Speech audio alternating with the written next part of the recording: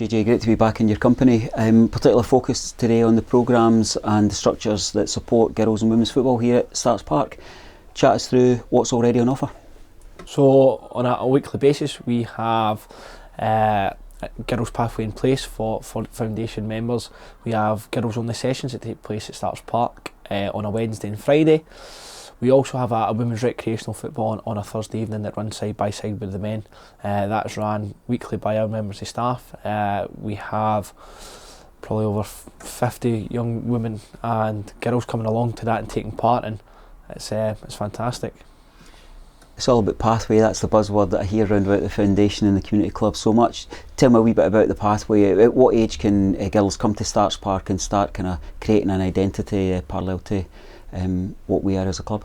So what's fantastic is we've got girls as young as 3 years old starting to take an interest in football, and they can do that here at Starks Park. So our pathway starts from 3 to 5 at Mini Rovers, and what's fantastic is our pathway runs parallel to our girls pathway in terms of team environment. So our part in that is we've got sessions that run weekly at Starks Park with boys and girls only. But at any point, if they were to show an interest in maybe developing that and taking that further in football, we've got a team element that runs parallel to us. So if a girl at 6-year-old started taking an interest, she can move sideways. We'll always have that pathway in place that they can move back across. And then we start talking about young women. If someone was to maybe go into a volunteer route or a coaching route, we've got that opportunity. If they want to continue their journey and maybe play with friends and bring them along, we've got that here at Starks Park as well. The team element and the individual elements are obviously kind of conjoined there, but at what age have we got teams through the community club playing, and what's that looking like? Girls as young as 3 can almost start their journey at Starks Park with us in a 45-minute session. They can then move on to a skill centre which we've got, which can be mixed, it can be girls only as we've said. But at any point, if they were to show a keen interest in joining that Raith Rovers pathway in terms of a team element, we can move them and direct them towards our girls pathway. We've got teams from under 10s all the way to 18s. There's a couple of gaps there that we need to fill and hopefully start, and that's ultimately where we're at just now. But that's on the horizon, and that's what we want to do. Development's another thing that never stops here. You know, you've always got the next plan, the next target. What's the development aspect looking like, and how are you going to pull that to fruition? So, gratefully for us, we have just appointed a club development officer to kind of take us forward and help aid that girls pathway we've got.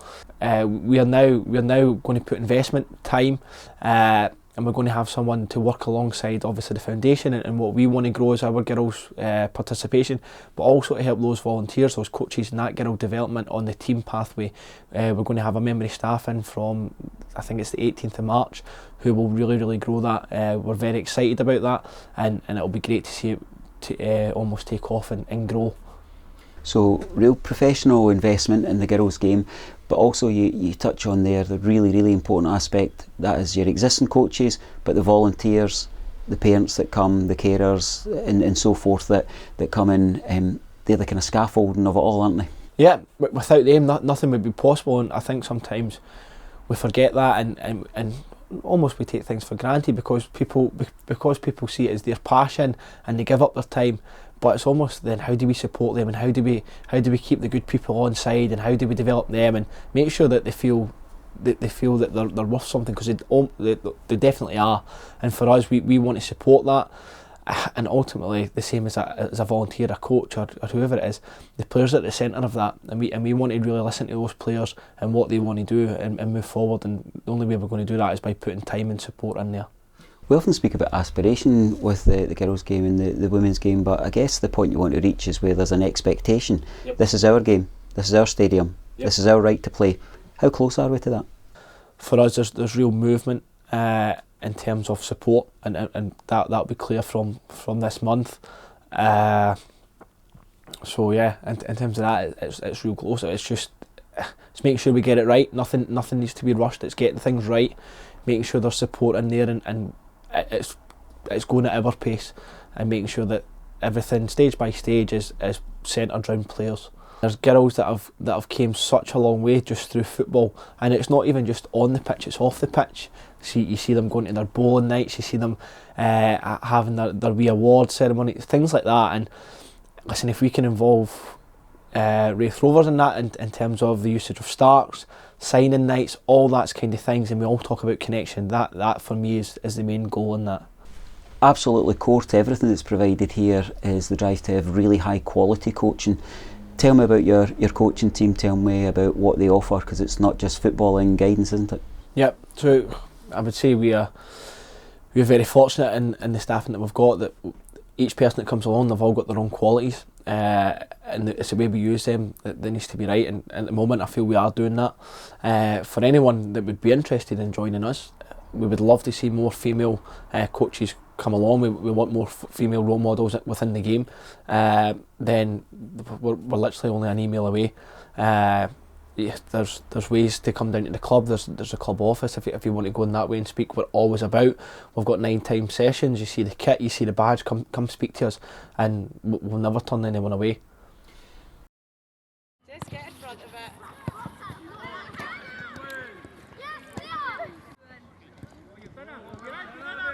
Bev, it's lovely to be in your company again. Welcome back to RaithTV. It's been a wee while. Yes. We're catching up really on life round about Starks Park, and I wanted to start a wee bit by hearing about your story. It's familiar to me, it's familiar to the volunteers that have followed your journey, but for many people tuning in, what is your journey, what is your role, and tell me about how many years you've been in coaching. So I've been in coaching now for nearly 10 years. Came over to Raith around 5 or 6 years ago. Brought a girls team over from an all-boys club so that they had a pathway to follow, which worked out really, really well. Girls were desperate to come over to Raith and have the badge on their t-shirts. So since then we've developed Colts, who are now under 18s and their second year. A really, really tight bunch of girls. Obviously some of them I've had for a long, long time. And the newer ones have came in and fitted in really, really well, and we're all good friends as well as being their coach. It's about like having an extended family, and we welcome the parents in, and it's really good. I really enjoy it. You've really been at the forefront of an explosion in girls and women's football, haven't you? Yeah, absolutely. Certainly after England's journey in the World Cup, everything just went mental, and the numbers just really increased really, really quickly of young girls coming into the game, seeing inspiring athletes, football players on the TV, really pulled them in. They love what happens at Starks Park, and many of the girls are drawn to what happens, particularly on a Saturday with the first team, and they get a real kick from that. But female role models seem to have been that added ingredient that's opened the doors, isn't it? Yeah, I think it's key to have female role models and have them visual so that young girls can see that it's okay for them as well. There's a lot of barriers, a lot of challenges for young girls in sport, and I think for me as a coach and the role model and the mentor that I am to my team, we've always tried to keep them visual as well. Certainly now that they're older, they've got their own Twitter page, their own social media platforms, and we make sure that we're sharing things all the time, keeping them out there, not just to promote the team, but also so that younger girls can see what they're doing and let them see that they could come and play football too, or get into any sport if they wanted to. At what point does the door open for youngsters and young girls to come down to join in the activity here? So here there is little ones, under 8s, under 10s, under 12s, 14s, and the pathway up to the 18s. I think we've got good numbers in the club at the moment. Coaches and volunteers are working hard, team secretary working hard, making sure that pitches are booked, and there's a lot goes on in the background that parents and other people who's the family members of the players, they don't know how much the time commitment is. For me, I work full time. I've got a family, a large family, and always have done. And the coaching can be, quite busy as well. But because I enjoy what I'm doing, and because what I can see that, how the girls have grown and the time that I've had them, it's such a huge reward for me. I feel like I'm giving something back all the time. You strike me as a person who's always looking over to the next target. You're always looking to the horizon to see where do we go next. What's the biggest and what's the ultimate aspiration for you as a coach and as a leader? The ultimate aspiration for me as a coach and mentor to the girls is to see to see their dreams and their aspirations come to fruition, for the community club to have a pathway in the girls section that mirrors the boys, and we've got that route up into the adult game. The girls love wearing the badge and they love playing here at Starks Park, and if that's something that we can keep going with the girls, then I think I've done something for them. Talk to me a wee bit more about that connectivity. You play under the community club badge, Yes. which has very prominently got a red line on it that means so much to us all. What does it mean to actually be part of this environment and to have this kind of sidecar relationship with a professional football club? I'm a Raith fan. My partner Wayne, his family are all Raith supporters. I've got a member of the family who's an older man now who was a Raith legend. My gran supported Raith. So it means everything to see my girls out there on that pitch. We were playing here on Sunday and we had one of the other volunteers from the club taking some photographs for us, which were fantastic, seeing the stand in the background, and we had a parent who took some photos from the top of the north stand looking down and just seeing the full of the park with the girls in the middle, and the south stand there was just, it's something else. It really is something else. And it's, the girls love it. Well, we've had some feedback and I just wanted to kind of bounce this back to you because it's real time, real words and real feelings from the young women that you in some cases have brought to football, and now you're the kind of springboard, or we're the springboard as part of this community to what they hope to achieve. Emily's written, I've been playing for Raith since I was 7 and it has always been such a close club. Your coach as a coach, you're caring and you're the type of coach that you can talk to. You teach good sportsmanship, and as a result you've got a really close team. Eventually our aspirations to move up to play into women's football, and all importantly, we've got 3 or 4 wee bits here, but they're all about having that badge in the chest. Yeah. What this youngster's kind of saying is it's more than just football. Is that core to who you are and how the values of your team? Yeah, absolutely. Again, as coach and mentor to the girls, it's, the football was the first and foremost as their football coach, but to help them, break down other barriers at their age group, and be there for them in times of their, times of upset and the challenges that they've got, school and, social media and the way it's, people say that they are meant to be. For me to know when, you're reading that to me that I'm actually making a difference to them as a young woman in that respect. It's quite nice. Lucky I've not started crying. Is there an opportunity for maybe people to see this piece and actually think, maybe there is room for them to go on their own coaching journey as well as a playing journey? Oh yeah, absolutely. Yeah. There's clubs in the area, certainly our community club, we're always looking for coaches to help out, we're always looking for volunteers in different roles, but if you're keen on the sport and you're keen on helping young people to become confident, become young leaders, determined, be able to break down barriers and be able to talk things through, it's a great role to have, and to be able to not teach but try and encourage the girls. So we've got lots of example of where girls have gone on a journey and they've travelled through the teams, and it may even be that there's been girls that have came here, played for a year and then they've moved on into other interests. As you say, they've built their confidence that maybe another sport's right for them. We speak about the door being open, and I'm always thinking of the people who are outside and having to come over that threshold. It's incredibly difficult.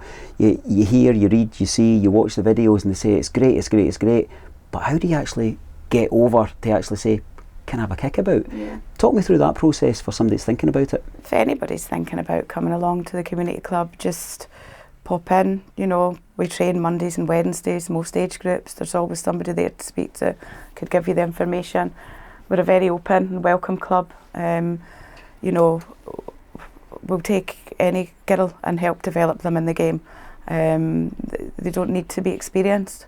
If they just want to come and train, you know, and build their confidence, that's absolutely fine.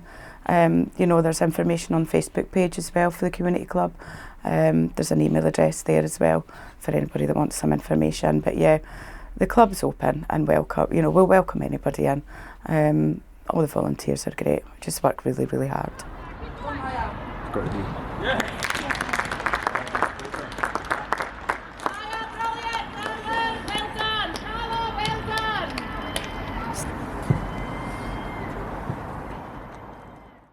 Andy, we're focusing on International Women's Day. You've got a very, very key role in the wider football club, but I know that this is a topic in terms of engagement across our whole community, but the journey of young girls coming to Starks Park, experiencing the environment and having a footballing journey. What have you seen since you've come in? What would you like to see develop? What's your aspirations? Yeah, I mean, first and foremost, it's a really important day for us. It's been a long time in planning. I was going to say fortunately, maybe unfortunately, I'm on the group chat and it's been pinging constantly since, you know, probably the beginning of the season, to be honest. It's been a date that's been very prominent in the diary for all. So delighted it's finally here. It's a big match for us as well in this stage of the season. So looking forward to celebrate, and more of a kind of recognition, a thank you to girls and women that are involved in Raith Rovers Football Club, whether that be fans, you know, young aspiring players, the staff, the people that work here. It's a thank you and a recognition of all their efforts, and yeah, really looking forward to the day. It's a kind of headline grabbing day, and much is made to the kind of prominence obvious, but it's fair to say that it's Women's Day at Starks Park every single day of the year, isn't it? This club does not operate with it all of us pulling together. Yeah, I mean, it's safe to say that there's more women here than there is men day to day, a bit outnumbered in that fact. So absolutely, it's you're right. Every day is Women's Day. There's no sort of gender as such here at the club. Everyone plays their role and everyone's as important as each other. What do you observe in terms of your time round about the club? You see the surface being used heavily by the community club, community foundation, and you see everybody participating out there. What's been your observation, and would you aspire for there to be closer links and a stronger pathway for young women footballers? Yeah, I think so. I think we're sat at a really, really exciting time for the club. I think sort of moving forward, that pathway will never be as strong as it's going to be. It's really exciting times. There's plans afoot. There's been a lot of work done. You know, there's been resource, and both in terms of financial and staffing, that's going to make that pathway, as I say, the strongest it's ever be. It was a big part of the new board when we came. I keep calling this a new board. We're not so much the new board anymore. It was really, really important for us at that. It's something we spoke about in the early meetings. It's really important, and it's something that we want to see through. And I think we're at that point now to kickstart that and really, really push forward with it. The ultimate aspiration, and I guess the landmark, the proof of the pudding, whatever phrase you want to pick, is that we want to see a women's team out there on the surface wearing our badge. Yeah, absolutely, and we will. Said that way back in May, and we absolutely will see that in the coming months. You know, there's bits of legalities and loopholes and things that we need to sort of overcome, but that will certainly be the case in the not too distant future. Sounds it's more towards the forefront than it's ever been. Absolutely, yeah, and it's the culmination of a lot of hard work. There's, as I say, it's been something we want to achieve from very early on, and there's been many people sort of pushing and fighting and trying to get to the point we are today. And as I say, it's exciting times, and you know, more will be revealed soon.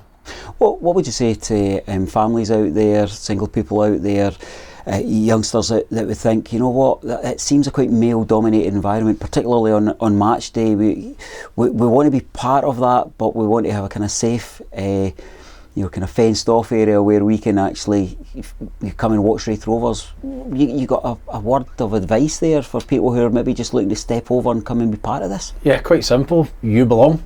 We will make it. We will make this environment. It's something we're very, very passionate about. It'll be an environment for all to come and enjoy.